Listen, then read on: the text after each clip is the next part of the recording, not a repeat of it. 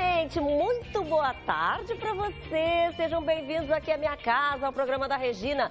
Hoje a gente vai ter alguns assuntos bem diferentes, viu, para mostrar para você. Primeiro é o seguinte, você costuma levar seu cachorro para passear? Com certeza, né? Eu levo os meus também, mas é um pouquinho diferente, viu? A gente vai falar de canicross, que é uma atividade física que o dono faz junto com o cachorrinho. Nós vamos ter aqui dois convidados, viu? Que é o Apolo e a Nick. Já estão aqui no estúdio, daqui a pouquinho a gente mostra pra vocês. Vamos falar também de organização de cozinha. A sua cozinha é uma bagunça? Conta a verdade pra mim. Panela por todo lado, não sabe direito onde guardar os talheres. Olha, a gente vai conversar com quem entende desse assunto, vai botar um ponto final nesse seu problema, viu? Falando de cozinha, também temos berinjela. Gosta de berinjela? Você não imagina, olha, o número de pratos que é possível fazer com berinjela, tá bom? Claro que é a chefe Betina que vai nos contar e vai nos mostrar aqui esses pratos. Bom, e já que a gente estava falando também em exercício ali com os cães, então vamos falar de um outro tipo de exercício para abrir o programa, tá? Que é o seguinte, praticar exercício na gravidez, né? Porque é importante. Só que, claro, que com orientação médica, acompanhamento de profissionais especializados. Gestantes que já eram atletas conseguem, inclusive, manter os treinos pesados, só que elas são exceção. Karine Flores vai nos contar direitinho essa história. As redes sociais estão cheias de perfis de mulheres que registram a rotina de malhação e dietas saudáveis. E quando elas engravidam, a dedicação ao corpo com muitos exercícios gera polêmica. Praticar atividade física é importante em qualquer fase da vida e na gravidez não é diferente. Inclusive, os exercícios podem auxiliar a reduzir as dores nas costas e a melhorar o trabalho de parto. Mas o treino tem que ser adaptado mesmo para quem já é atleta. Ana malha pesado há anos. Já chegou a competir como atleta de crossfit. Antes da gravidez do Heitor, a barriga dela era trincada. Mas agora, o que ela quer do exercício é o outro resultado. Que agora o foco não é treinar para melhorar a performance nem competir. É manter a gravidez saudável e um bem-estar para mim e para o bebê. A atividade física na gravidez deve sempre ser feita com orientação médica, em especial para quem não pratica exercícios com regularidade. Os cuidados devem ser redobrados, principalmente nos primeiros 3 meses de gestação. O exagero pode provocar o aborto, a ruptura da bolsa, levando ao trabalho de parto prematuro e até a reduzir a oxigenação do feto. Se a gestante já é praticante de atividade física, ela pode continuar dentro das limitações de uma gravidez. Porque você melhora o quê? Diminui os índices de você aumentar riscos de, por exemplo, diabetes, colesterol alto, hipertensão. Letícia veio acompanhar a saúde do filho. Grávida de 6 meses, a modelo pediu a orientação da ginecologista para se exercitar sem prejudicar o bebê. Fico com o relógio, né, para ver mais ou menos o batimento. Eu já fico atenta para não subir muito, não me elevar muito por conta do bebê.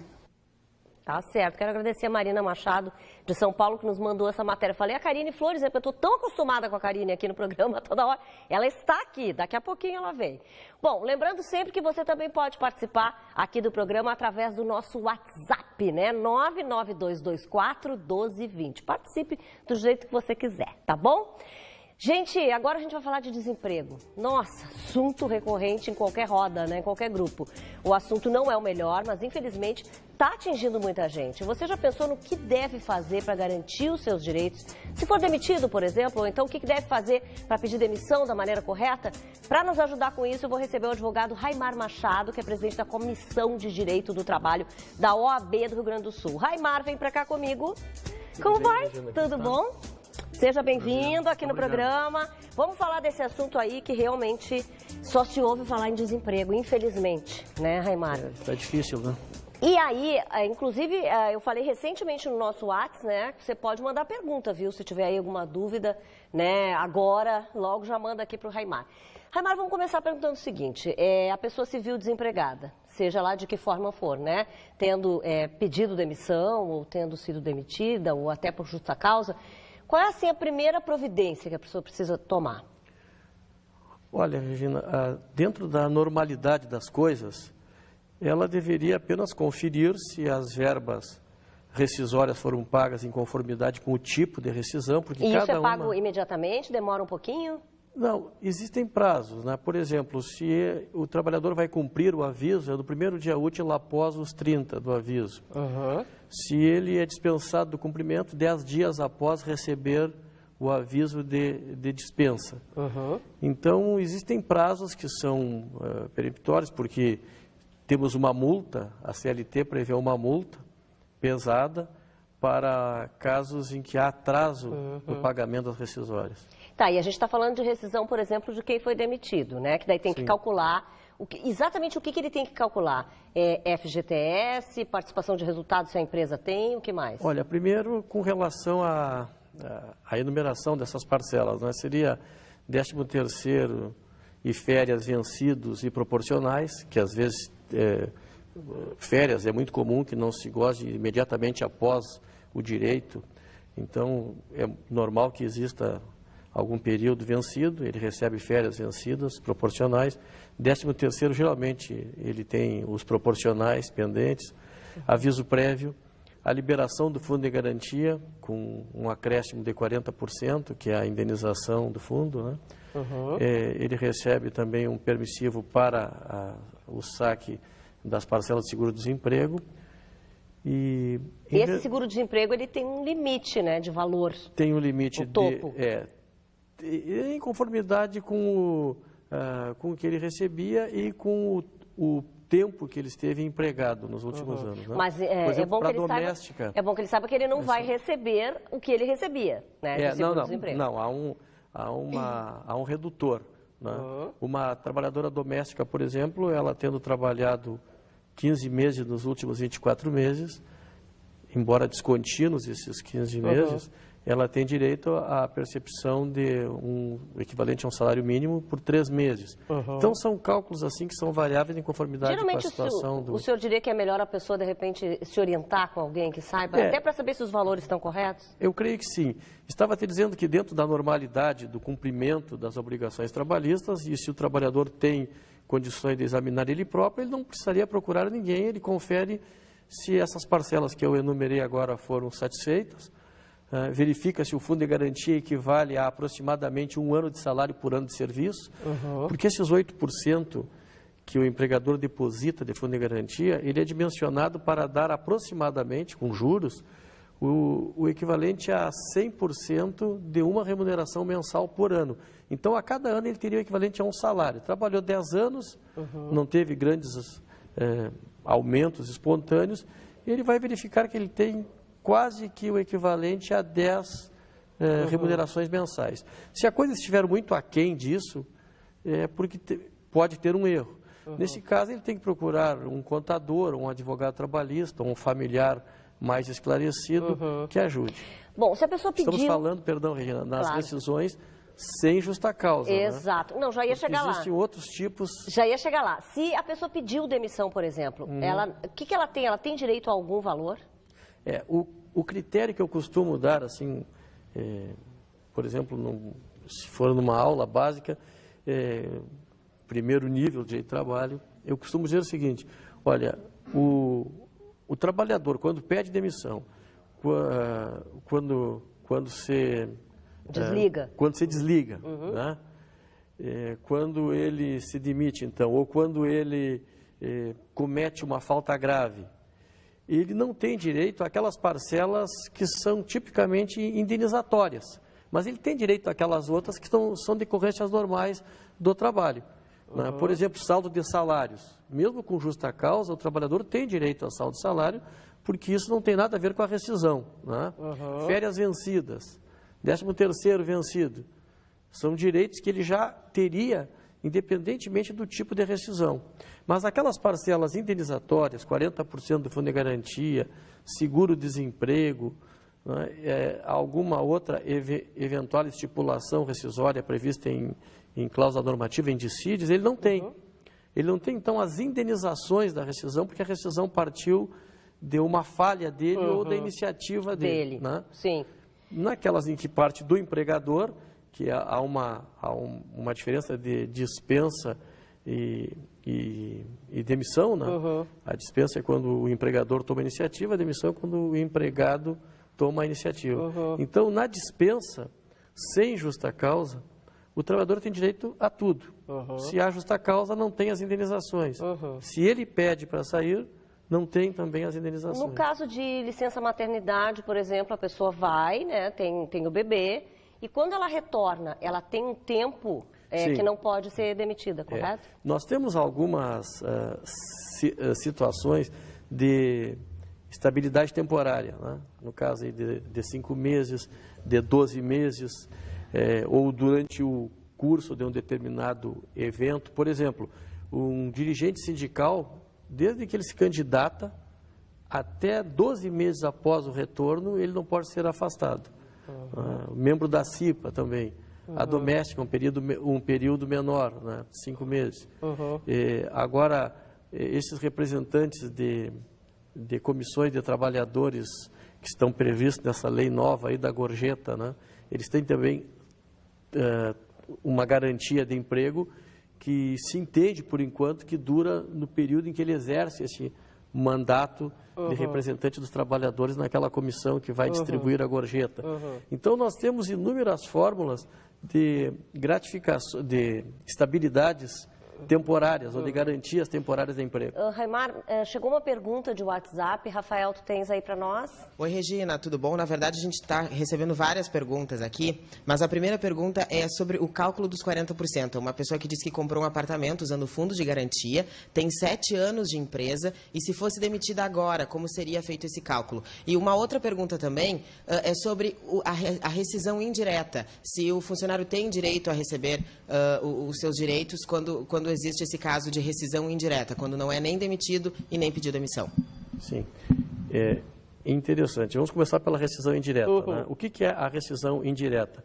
É uma forma de rescisão que está prevista lá no artigo 483 da CLT, tem várias letrinhas ali que nós chamamos de alíneas, com hipóteses em que o empregador comete uma falta, ou não cumpre o contrato, ou trata o empregado de uma maneira muito dura, né? Ou o empregado está correndo risco de um mal considerável. Enfim, são diversas situações previstas em lei em que o empregado aplica a justa causa no empregador. A isso nós chamamos de rescisão indireta. É provado que o empregador cometeu, de fato, uma determinada falha, uma determinada falta que implicou na necessidade de romper o contrato e na iniciativa do empregado, o empregado sai recebendo tudo aquilo que ele teria direito, como se tivesse ele sido dispensado. Né? Então, seria equivalente a uma dispensa sem justa causa, a rescisão indireta. Só que é por iniciativa do empregado e motivada. Né? Tá, e a questão do fundo de garantia? A questão do fundo de garantia também é uma dúvida que acontece com muita frequência. O trabalhador tem o contrato rompido, vai lá verificar, ele tem um valor pequeno no depósito porque utilizou os depósitos para a aquisição da casa própria, como é o caso. Ou para alguma outra, nós temos inúmeras hipóteses além da rescisão, né? Tratamento de doenças, algum tipo de doença. Então, ele tem lá muito menos do que o que foi depositado. Bom, o fato de ele ter menos do que o que foi depositado não afeta os 40%. Os 40% aos quais o trabalhador tem direito são calculados pelo equivalente ao que teria na conta caso o empregado não tivesse sacado nada. Então, pode ter 0 na conta e ele ter direito aos 40%. Entendi. Tá bom, Raimar, olha, muito obrigada aqui pelas dicas, pelos esclarecimentos, as pessoas aí se interessaram pelo assunto, de repente a gente traz novamente esse assunto, porque já vimos que fez sucesso. Obrigada, Espero ter sido útil e agradeço muito o convite. Com certeza, fica aqui comigo um pouquinho. Tá bem. Gente, nós vamos agora até a redação para falar com a Karine Flores, que tem informações sobre uma chacina que aconteceu aqui na região metropolitana. Oi, boa tarde, Karine. Boa tarde, Regina, boa tarde a todos que estão nos acompanhando. Exatamente, é uma história bem impressionante. 3 pessoas foram encontradas mortas na cidade de Viamão. Os corpos estavam em um sofá que fica nessa casa. Vocês estão vendo agora imagens da região, que é na rua Camobi, na Vila Orieta, lá em Viamão. 2 homens e uma mulher foram mortos a tiros durante o período da madrugada. Um deles ainda não foi identificado. Os outros 2 é o Eduardo Roman, de 18 anos, e a mãe dele, Daniele Lopes, de 32 anos.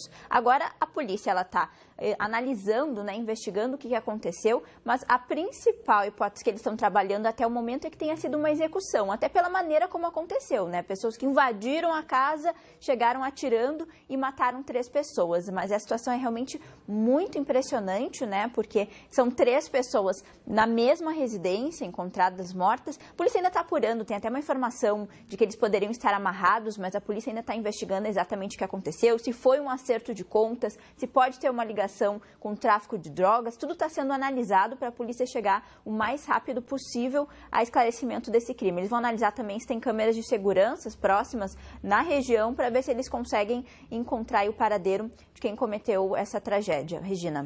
Isso é assustador, né, Karine? Bom, mas foi apresentado hoje também um balanço sobre a vacinação da gripe aqui no estado, né, Karine? Exatamente, que é outro assunto que é muito importante. Hoje a Secretaria da Saúde aqui do Rio Grande do Sul apresentou esse balanço, só que a meta, que era de vacinar 90% do público-alvo, não foi alcançada, chegou pertinho, foi de 85%, que é aquele grupo de risco, né? 500 crianças, gestantes, indígenas, enfim, tem uma lista ali de pessoas que fazem parte desse grupo de risco. O que chamou a atenção para a Secretaria, primeira questão das crianças e das gestantes, que eles tiveram um rendimento abaixo no número de vacinas, eles tinham até uma expectativa um pouco mais positiva para alcançar esse grupo e não conseguiram. Outra curiosidade é a região sul do estado, como por exemplo Pelotas, que não teve, ou foi a cidade, foi a região, enfim, ali no sul, que teve os índices mais baixos de vacinação, porque a Secretaria queria avançar vacinar o maior número possível de pessoas. Foram aplicadas durante toda a campanha 3.600.000 doses, ainda sobraram 63.000 doses que devem ser aplicadas mesmo com o final da campanha. Então, as pessoas podem tentar, de alguma maneira, aproveitar, né, quem ainda não conseguiu se vacinar. E agora o objetivo da Secretaria é avançar também com campanhas de educação, né, para as pessoas entenderem a importância da vacinação, isso em escolas, com estudantes, porque realmente, né, a gente chega aí se aproximando cada vez mais. Período de frio, a gente sabe que as pessoas acabam ficando gripadas, correm um risco, então é importante se vacinar, mas a gente sabe também que os outros cuidados básicos, né, Regina, como álcool gel, né, toda essa questão de se alimentar bem, é importante. Sem dúvida, a gente não pode esquecer desses detalhes. Obrigada, Karine. Bom, nós vamos falar agora de um outro assunto seríssimo que preocupa muitas donas de casa, né? O alto número de lesões por queimaduras. No Brasil, são registrados 1 milhão de casos por ano. Especialistas recomendam alguns cuidados e também medidas preventivas para reduzir esse tipo de acidente. Maria Eduarda vai fazer uma cirurgia nesta semana. Em um momento de distração, a menina de 2 anos sofreu uma queimadura na cozinha de casa. Ela pegou, puxou a cadeira e subiu em cima e botou a mão dentro da frigideira para pegar a batata e torrou a mãozinha. Daí eu só escutei ela falando mamã, gritando mamã. Daí foi onde que eu peguei ela e levei ela para água corrente, rápido. O susto foi muito grande? Foi. Questão de segundos. Tu dá uma piscadinha, já acontece. Dona Eva também se feriu durante o preparo de uma refeição. Eu ia botar um azeite numa panela para fazer um molho e esqueci, completamente esqueci da panela. Quando eu vi, ela já estava em chama. Primeiro, assim, que eu fui meter a mão na panela e atirar ela lá para a rua. Só que, enquanto isso, já fez todos esses danos. Um estudo divulgado pela Sociedade Brasileira de Queimaduras mostrou que na região sul do país, 1/3 dos acidentes que levam à morte acontecem dentro de casa. A cozinha, por exemplo, oferece inúmeros perigos. Por isso, alguns cuidados são importantes, como ao usar panelas, manter o cabo assim, virado para dentro. Também é preciso atenção ao abrir o forno, acender o fogão, utilizar água quente ou pegar pratos no micro-ondas. Nunca criança em cozinha. Criança em cozinha, ela está sujeita a queimadura por escaldo, por fogo. Nós temos crianças aqui hospitalizadas com queimadura de cozinha. Se uma pessoa se queimar, os especialistas orientam a não seguir crenças populares, como passar pasta de dente ou borra de café na lesão. Neste caso, o mais simples é a melhor solução. Torneira, mão embaixo da pia, ou se a queimadura foi numa área mais extensa do corpo, tu tira tua roupa, banho de mangueira, banho de chuveiro, água, vai esfriar. Essa é a primeira coisa mais importante que a gente tem que fazer. A mãe da Maria Eduarda, a partir de agora, vai impedir que a filha fique sozinha perto do fogão. Mesa, cadeira, nada perto do fogão e fazer tipo uma portinha, curte meia portinha para ela não chegar nem perto da cozinha quando estiver fazendo almoço, janta ou qualquer coisa na cozinha. Não é espaço para criança de jeito nenhum. E você mora num lugar pequeno, né? Não está sabendo aí como se organizar até para utilizar bem esses espaços, principalmente a cozinha. Então nós vamos te dar algumas dicas incríveis aqui. Vou chamar para cá a organizadora, a Renata Cunha. Oi, Renata, tudo bom? Seja bem-vinda de volta. Obrigada. Aqui é o programa da Regina. Já vi que ela trouxe várias coisinhas ali. Sim. Agora, falando em cozinha, né, que até às vezes é por falta de organização, né, Renata, que acontece aquilo ali que aconteceu.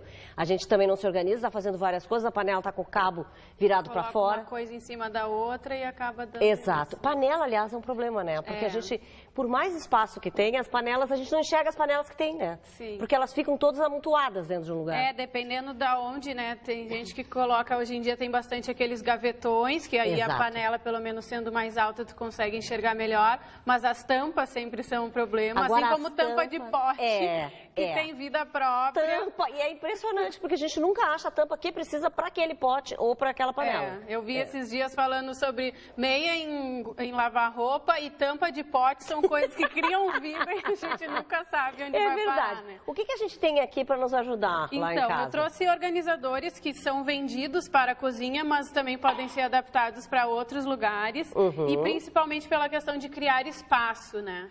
A organização preza muito isso de cada um tem o seu lugar e a gente precisa de espaço para isso, né? Então, tem alguns tipos que, como eu disse, podem ser usados para outros ambientes também. Isso aqui, ele funciona como uma gaveta extra. Tem muitos armários, né, que a gente tem a altura e perde aquele espaço todo. Então, isso aqui tem diversos tamanhos, tem os menorzinhos, e aí tu prende na prateleira e ele serve como uma gaveta extra dentro de um armário ou de uma peça na cozinha. Esse aqui também para altura, né? Também tem diversos tamanhos. Para botar tempero, ou daqui a pouco tu coloca as latinhas. Tempero, latinha, essas coisas assim menores. Caixinha de molho. Então, e mesmo potes, travessas, o que acontece? Às vezes a gente coloca muitas travessas, uma em cima da outra, de vidro, e pode também acabar quebrando. Então, se tu colocar uma, duas aqui e coloca uma altura, tanto na hora de tirar fica mais fácil, e para manter ela também se preserva melhor, né? Aqui esse de xícaras eu adoro, eles funcionam super bem. Também tu coloca aqui na gaveta, né? Numa parte assim. E aí aqui... Aqui tu pendura, assim, para eles verem. Isso. Aqui pendura as xícaras. E aí tu já cria esse espaço da xícara também, que tá ocupando espaço na prateleira, né? E o pires embaixo. Tá, e aí tu pendura ele em algum local, assim. E fica bonito, né? As xícaras expostas, assim, parece uma lojinha. Porque também tem isso, né? Decoração. Também, eu acho importante que a gente goste de entrar na cozinha. Exato, né? Tu já enxerga ela toda como um ambiente de loja, fica fácil de tirar, não fica uma xícara em cima da outra. Também o risco de quebrar é bem menor, né? E esses organizadores também para qualquer coisa, eu acho que qualquer personal organizer é a rainha de potinhos e cestinhas, né? Eu entro em qualquer loja assim, fico enlouquecida. Esses daqui são bons, e aí eu trouxe outros tamanhos para ver como existem. Ele é bom porque tu pode usar ele vários, e para cada um cria a sua categoria, né, dentro da cozinha. E ele tem essa mecânicazinha de criar outra altura. Então, daqui a pouco tu coloca algum acessóriozinho de cozinha abaixo, um talher, e aí aqui tu cria altura, né? Eu ia te perguntar sobre os talheres, porque aquela gaveta dos talheres, eu vou te contar uma coisa. É uma bagunça, né? Tem umas que tem a divisória, que vai faca, garfo, colher, mas aquelas gavetas que a gente coloca tudo ali. Eu tenho, vou ser sincera, eu tenho essa gaveta bagunça. Que tem concha, que tem as colheres de bambu, que tem de tudo. Aí na hora da cozinha tá tudo pegando fogo, tu já não enxerga onde tá o quê, né? É verdade. Então isso aqui tem outros mais simples, assim, né? Que não tem essa curvinha aqui. E aí tu coloca vários dentro desse. Eles se vendem também como materiais de escritório. Aquelas divisórias que é a mesma coisa para caneta, tu pode usar para talher, né? E também dá esses espaços. E aí, como tem vários tamanhos, então tu vai colocando vai te abrindo bastante espaço, né? Para encerrar, uma dica para os, como é que chama, paninho esse de secar louça. Meu Deus, eu tenho uma gaveta, não adianta, gente, gaveta. Vira um amontoado, né? Não O adianta. paninho de secar louça, a gente pode fazer depois uma entrevista mais de dobras. As dobras são inúmeras, né? E aí tem um jeito de dobrar o paninho que ele é envelopado e tu coloca ele numa altura. Para camiseta, para vários itens também pode ser feito assim. Então tu enxerga a altura deles, eles não ficam uma pilha em cima da outra. Né? E aí tu só pega, não bagunça os outros que tu tá tirando e fica muito mais fácil no dia a dia. Olha, Renata, nós vamos te chamar aqui para falar só de dobra. Um outro dia, é importante mesmo. Tem dobra de lençol, dobra de tudo que a gente precisa para guardar. Elástico, toalha. Que é um Fica aí comigo que eu continuo na cozinha aqui. Tá. Nesse caso, vou para cá com a Betina. Ah, mas aqui tá dando gosto. Hoje é o dia da berinjela. Betina! Aquela coisa que... Berinjela! Gente, que maravilha isso, coisa bonita. Voltando... E organizada, né? Mas é organizada, bonita e barata. Ai, que lindo, gente, adorei. Então, o que eu achei melhor? Pegar um ingrediente hoje e mostrar várias coisas que a gente pode estar fazendo. E esse ingrediente é a berinjela. Vem pra cá, Tiaguinho. Vem que o Tiaguinho ele não sabe se vem ou se não vem. Gosta de berinjela, Tiago? Acho bom, né? Imagina se disse que não, gente. Queria ver se você dissesse que não. E aí, Betina, o que tem aqui exatamente? Isso aqui é uma delícia. É uma delícia. Tu lembra que outro dia a gente trouxe as chips? De mandioca, de batata doce. Essa aqui é de berinjela. Então, não, gente, o que não há o que não haja, que nem dizia um amigo meu. Não há o que não haja. É só botar no forno com um pouquinho de azeite e tem que ter paciência, porque tem que virar e vira de novo, e vira, porque ela vai ficando crocante e tem que tomar cuidado para ela não queimar. Ou seja, não é aquelas que tu larga e vai fazer outra coisa, tem que ficar prestando atenção. Não. Tá. Essa aqui é um baba ganoush, é uma pastinha árabe. Vou tirar assim pro Thiago ver. Ó. Que é a gente defuma a berinjela no forno, no fogão e mistura com vários ingredientes. Alho, limão, pastinha de gergelim. Fica assim e é legal para você também, uma coisa que você tem em casa. Se tu tem a berinjela, um pãozinho, faz uma pastinha. Esse aqui, nesse caso, é o que? Isso aqui é um pão árabe, que eu pedi comida árabe, no final de semana sobrou. É o sorobó. É o sorobó, Nossa, gente. negócio aqui é o sorobó. Aí tu pega e tu assa e olha que bonitinho. Essa aqui é uma caponata de berinjela. Essa é uma delícia. Que aí você corta com tudo que você tiver de legumes. Então eu usei aí abobrinha, pimentão, cebola e a berinjela. Bota um pouquinho de vinagre, açúcar e faz a caponata, tá? Ela é como se fosse uma brusquetinha também. Põe com o pãozinho. Agora eu te pergunto, porque a berinjela tem o seguinte, ela tem um sabor bastante forte. Não agrada tem assim, ó, ou ame ou odeie. Aqui, em tudo que a gente tá vendo, que a gente menos sente a berinjela é na chips. Você come a chips de berinjela... Parece que é batatinha. Você não sente o sabor da berinjela. Então, assim, é uma ideia. O baba ganoush, eu acredito que também, por ele ser muito bem temperado, porque ele vai cominho, ele vai a pastinha de gergelim, ele tira um pouco o sabor. Agora aqui sim. Não, eu pergunto isso assim, para misturar esses ingredientes com a berinjela, o que a gente pode misturar? Porque tem coisas que, como ela tem um gosto muito forte, daqui a pouco tem coisa que não se pode colocar, né? Uma ricota ou um limão, ele tira muito o sabor da berinjela ou o limão. Que é para dar um contraste. Dá um contraste. Então, como é que ele fala? Ele aguça aquele sabor do limão e você não sente tanta berinjela. Misturar com uma ricotinha também, fazer um patezinho de ricota com berinjela, você sente muito mais o sabor da ricota. Agora, lá em casa, as pessoas devem ter uma dúvida que eu tenho também. Como preparar? E a berinjela no dia a dia? Assim, a berinjela. Como preparar ela? Porque tem inúmeros pratos também, né? Sim, tem lá uma berinjela, o que eu vou fazer pro almoço? Tá. Você pode fazer isso aqui, que é uma ideia de... Você corta ela em fatias, tá? Um pouquinho mais grossa. Bota no forno com queijinho e molhinho de tomate. Ou qualquer molhinho, se tu tem um molhinho branco. O sorobô que a gente tá falando, né? Aqui tudo é sorobô. É tudo sorobô, gente. Mas olha que bonito que fica. Se vocês têm umas louças bonitas e vocês têm uma correria, porque a gente tá sempre correndo no dia a dia. Quer receber uns amigos em casa, ou quer fazer pros seus filhos experimentarem. Vou dar uma dica. Minha filha não comia nada dessas coisas. E eu posso comprovar que com isso aqui ela comeu. Bota um orégano por cima. Lembra que você falou do ingrediente? Sim. É outro ingrediente que tira bastante o sabor. Que fica bom. Acentuado. Então uma delícia, gente. Olha, pena para vocês aí de casa que não vão poder experimentar. Eu vou, claro, não é?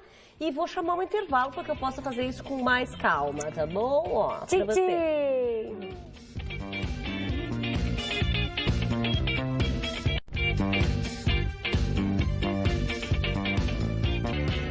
Gente, nós já temos aqui convidados muito especiais, não é?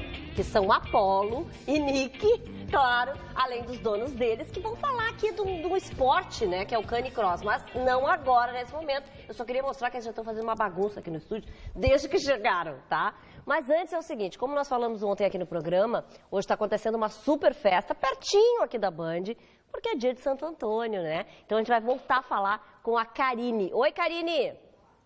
Oi, Regina, e olha só quem tá aqui comigo. Eu tenho uma imagem de Santo Antônio também, trouxe para mostrar que é de verdade, que tá aqui comigo, mas eu não faço nada de ruim com ele, não. Eu não boto na geladeira, eu não coloco de cabeça para baixo, eu acho errado, não pode maltratar, eu acho errado maltratar o Santo Antônio. E a festa, como tu disse, que tá acontecendo aqui pertinho, é lindíssima, uma celebração, começou desde cedo aqui no Morro Santo Antônio, na igreja de Santo Antônio. Tá acontecendo missa de hora em hora, tem entrega de pãezinhos, que são os pãezinhos abençoados, né? É sempre bom as pessoas provarem. Também está acontecendo bênçãos que são realizadas ali no local. Então as pessoas, olha, essas aí são as imagens do momento das bênçãos, né? Quem passa por ali, é importante tomar uma bênção para sair super feliz, super abençoado depois desse momento. A igreja é lindíssima, né? A expectativa é 50 mil pessoas passem por aqui hoje às 19 horas, tem a procissão luminosa, que é muito bonita. E a gente conversou, a nossa equipe, o Max Correia passou por ali e conversou com algumas pessoas que estão participando da festa. Vamos conferir. É uma tradição da família? Como é que é o dia para vocês? Na verdade, a minha irmã sempre foi devota de Santo Antônio, né? Graças a ela me convidou para vir. E a gente tem esse costume de agradecer, né? As pessoas têm muito costume de pedir, mas o melhor é agradecer, com certeza, sempre. Ai, é um dia de muita fé, é um dia de muita felicidade para mim, porque o meu maior sonho foi realizado pela intercessão de Santo Antônio. Prometi que se eu conseguisse levar a gestação até o fim, traria minha filha até os 18 anos dela, sempre aqui na igreja. Muito bacana, né? Reportagem completa do Max Correia, vocês vão assistir hoje às 18h50 no Band Cidade. Ó, Regina, aqui ó, um tchauzinho aqui do Santo Antônio pra ti. Eu quero saber, eu ia dizer já, se tu ia mostrar ele no Band Cidade também. Quero saber se tu já atendeu aí algum pedido teu com Santo Antônio. Eu tô na fase de conversar com ele, assim, a gente tá conversando, a gente tá vendo se a gente chega a algum objetivo final. Ah, eu acho que vai. Tu tá tratando ele com carinho, não tá afogando, não tá botando na geladeira, tá bem. Obrigada, Karine. Gente, vocês gostam de praticar atividade física? Bom, e você já levou o seu cãozinho de estimação com você? Bom, hoje você vai conhecer o Canicross, que é um esporte que envolve cães e os donos, né? Para falar mais disso, eu tô aqui com o Maurício e com a Thaís, que são os donos dessas coisas mais queridas, que é o Apolo, né? Que é o Lulu da Pomerânia. Isso. E a Nick, que é um pastor, né? Gente, ela tá de costa, a Nick não tá afim, porque ela só quer olhar pra Thaís, tá, gente? Vocês não queiram que eles se movam aqui como a gente quer. Bom, Maurício, que esporte é esse? E se todos os cães podem participar, em princípio, com os donos? Sim, Regina. Na realidade, eu sou presidente da Associação Gaúcha de Canicross. A gente fundou a associação justamente para divulgar o esporte.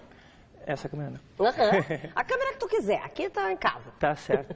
E a Thaís é a nossa diretora técnica veterinária. Então a gente trouxe ela porque eu sou jornalista, então tecnicamente quem fala da associação... Mas aí, tecnicamente, isso que eu ia te perguntar, assim, todo cão pode praticar exercício? E é uma coisa saudável para eles? Exercício é saudável pra gente, para eles.